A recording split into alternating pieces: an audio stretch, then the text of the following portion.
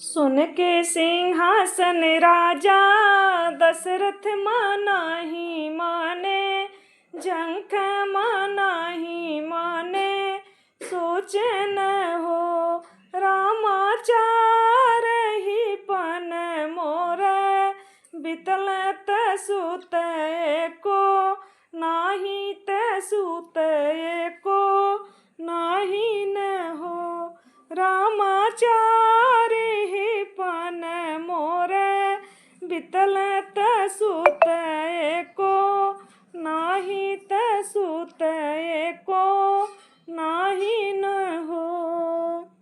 कर लिए तीन गोबी बाहे तबहु नाही, साध पूजे तबहु नाही, साध पूजे हो ललना के बनी है कुलवा के, दीपक अयोध्या के नायक, अयोध्या के नायक हो।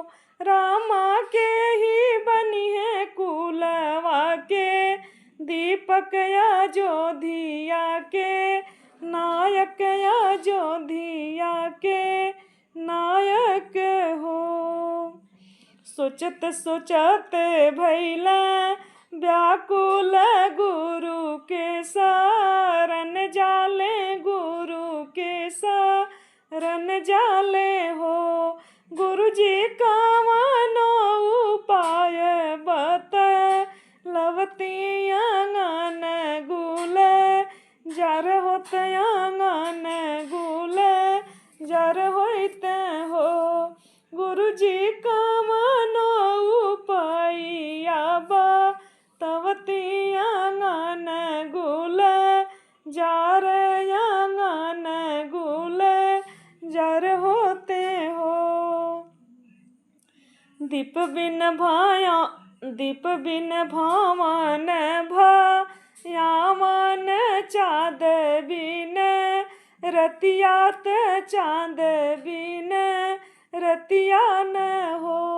गुरुजी बिन हो लालन के भवनवा, उजाड़ मोरा लागे, उजाड़ मोरा लागे लाहो।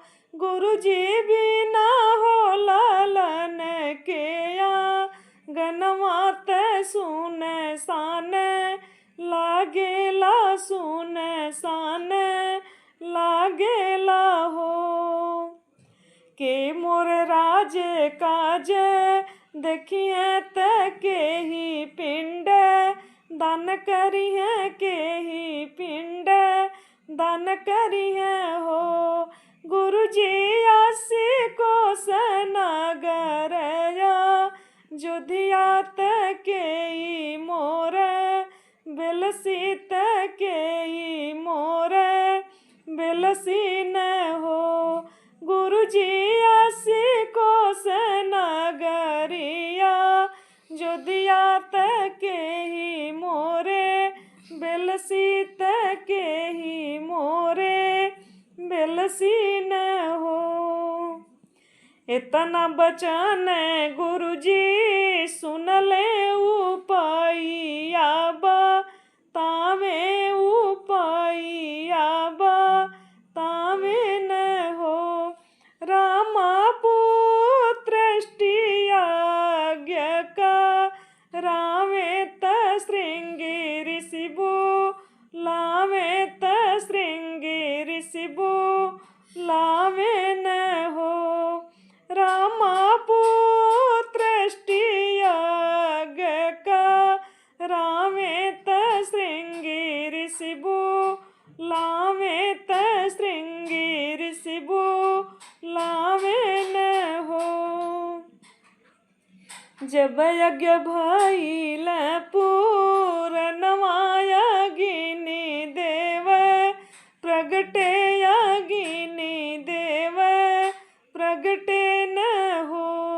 रामा हवि दिए दशरथ के हाथ, रानी के खिलावहु, रानी के खिलावहु।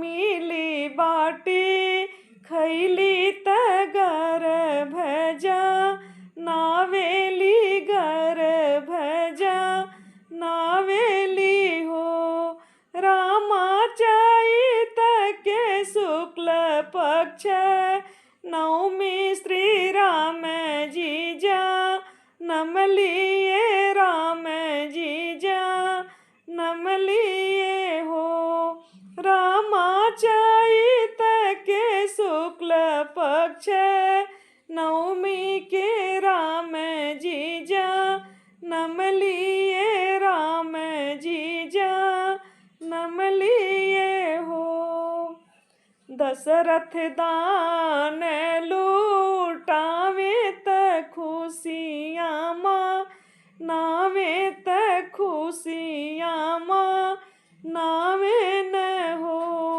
रामा धनी धनी रानी को सिल्यात राम जीजा नमलिए राम जीजा नमलिए हो रामा धनी धनी कौशल्या रानी के कोखत राम जीजा नमलिए राम जीजा नमलिए हो धनी धनी रानी कौशल्यात धनी राजा दशरथ धनी राजा दशरथ हो ललना धनी धनी